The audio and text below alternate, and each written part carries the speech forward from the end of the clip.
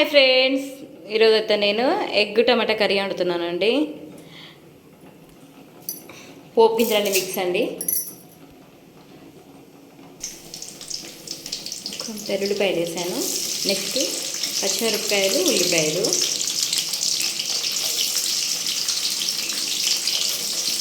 Kerala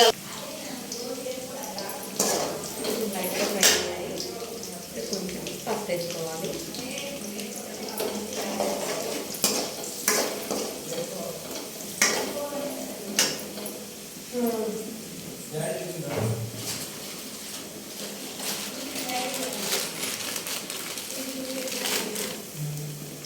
salt అండి.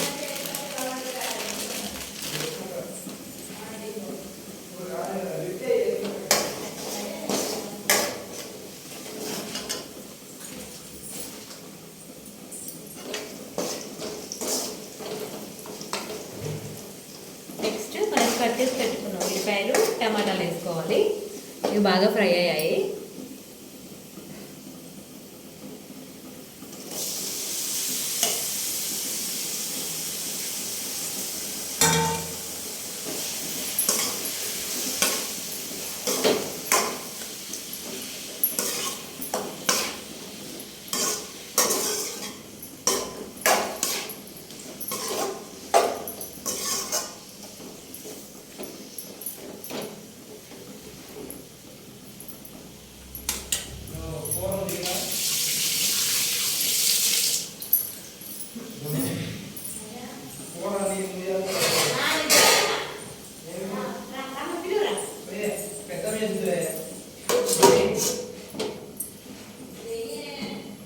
కొంచెం ఇది మగ్గనివ్వాలి.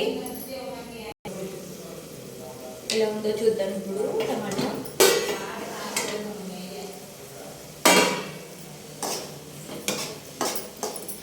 దగ్గరికి అయిందండి. టమాటా ఇంకొంచెం ఉడకాలి.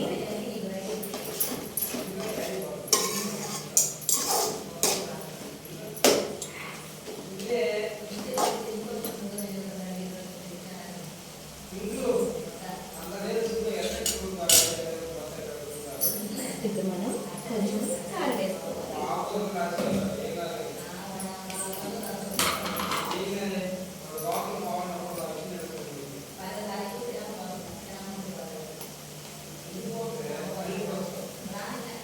నేనైతే 3 స్పూన్లు వేస్తున్నానండి, ఎందుకంటే టమాటా కొంచెం పుల్లగా ఉంటుంది కదా ఇది.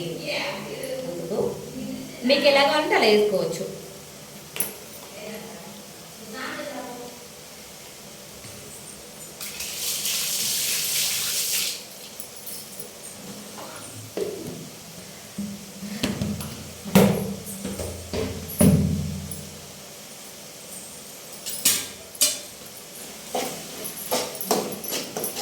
బాగా కలపాలి.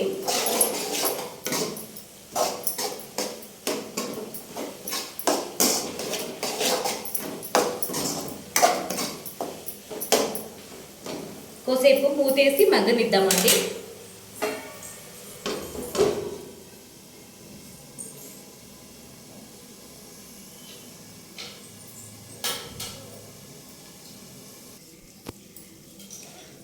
ఎగ్ పులుసులో చిన్న నిమ్మకాయ సైజ్ అంతా చింతపండు మొత్తం మెత్తగా పిసికి అందులో వేసుకోవాలండి. ఇప్పుడు ఇది ఎలా ఉందో చూద్దాం. టమాటా ఎలా ఉడికింది. కారం వేసేది కదా, తొందరగా మాడిపోతుంది.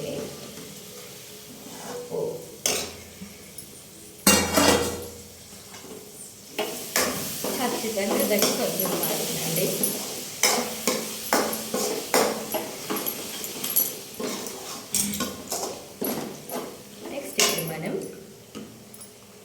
మనం కలిపెట్టుకున్న చింతపండు రసం వేసుకోవాలి.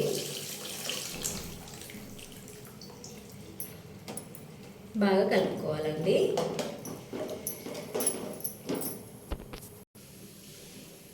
పులుసులో అన్ని మంచిగా సరిపోయినాయండి. నెక్స్ట్ అది ఉడికేలోపు మనం ఎగ్స్ కట్ చేసి పెట్టుకోవాలి.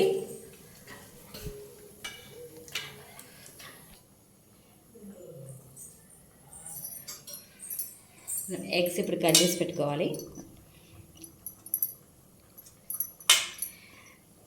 నాకు ఎగ్ పులుసు అంటే చాలా ఇష్టం అండి. ఇలా కట్ చేసుకొని ఉడికేటప్పుడు వేసుకుంటే ఎగ్ పులుసులకి ఎగ్లకి మొత్తం పులుసు పోతుంది, ఇంకా చాలా చాలా టేస్టీగా ఉంటుంది. ఎగ్ పులుసు అంటేనే ఇలా.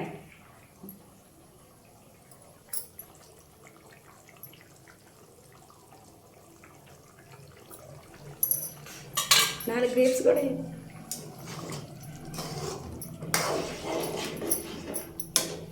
ఒక 10-15 నిమిషాలు ఉడకనివ్వాలి. మన ఎగ్ పులుసు రెడీ అయిపోతుంది. ఎగ్ పులుసు ఉడికేటప్పుడు కొంచెం జీలకర్ర మెంతుల పొడి వేసుకోవాలండి.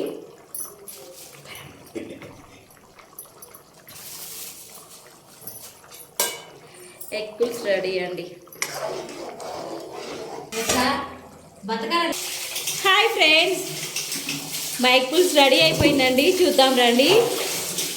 చూడండి ఎంత టేస్టీగా ఉంటుందో. నేను మాత్రం ఇప్పుడు కడుపు నిండా తినేస్తాను. మీరు ఎవరైనా తినే వాళ్ళు ఉంటే రండి తిందాం. ఇప్పుడు టైం వచ్చేసి 10 అయిందండి నైట్. నేను ఈ టైంలో కర్రీ వండుకుంటున్నాను.